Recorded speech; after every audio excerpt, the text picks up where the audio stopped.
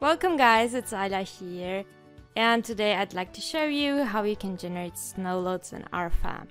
As a model we have here a steel hull with hull frames and truss upper cords. We can find up here on the tools generate loads and then we choose from snow loads. Depending on which type of roof you have, there are two options for two basic roof type structures. We can either choose a flat monopitch roof or a dual pitch roof. For today's example, we have a dual pitch roof. And now with the snow load generator, it's possible to assign the correct snow load according to different standards. For example, the Eurocode, which we are going to use for this example. In the new dialog box, we have then the option to enter all necessary parameters, which are important in terms of determining what the load should be according to the Eurocode. For this, we have, for instance, snow load parameters, or geometry of the roof, and load cases or load types. What's very helpful is that bitmap on the right side. The program suggests here all parameters so that we can find the components that we need in this picture. The first thing that we have to define after choosing the standard is the national annex. For today's example, we will choose the German one, but as you can see, depending which one you need, there are so many other options. Based on the German national annex, we have to define the snow zone.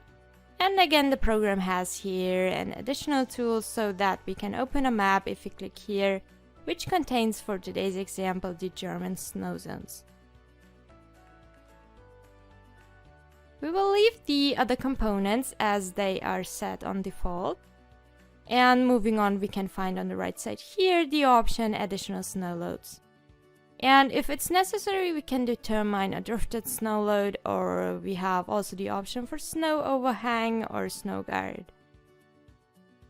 The next step will be to select the corner nodes as the program suggests here in this picture. And if we click on this button here, we can simply select the 6 nodes of the roof out of the model.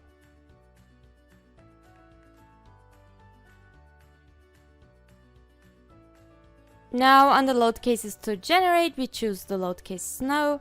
If we have already defined the load cases, if not, there is also the option to create a new load case.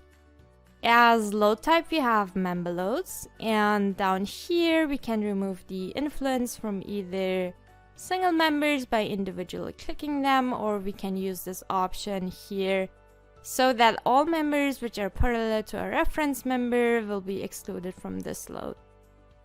For example, we'd like to exclude these members between the top chords here.